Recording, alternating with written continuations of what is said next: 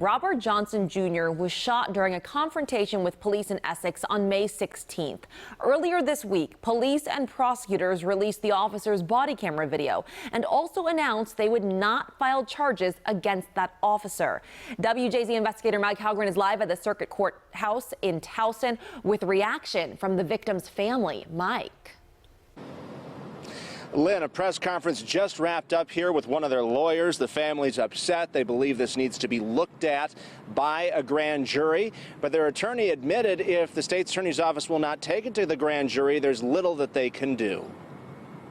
Just running with a gun does not allow the police to use deadly force. Warren Brown, the attorney representing Robert Johnson Jr.'s family, says he never should have been shot to death in this encounter with a Baltimore County police officer last month, who was called to skipjack court in Essex after a neighbor complained about a noisy party.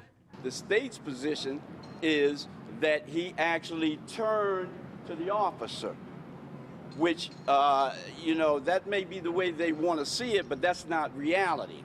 The officer shot 8 times at Johnson, who was armed. Prosecutors say he pointed the gun at the officer as he ran, and the officer will not be prosecuted. As long as he is in possession of that gun, he is a grave threat to the officer and the community. We just think that it is appropriate for the state's attorney's office to give this to the grand jury.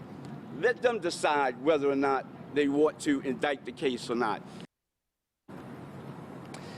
Now, Warren Brown says Johnson's brother was also shot and survived, was a bystander in this incident. The deputy state's attorney says there is no evidence that Johnson ever fired his weapon.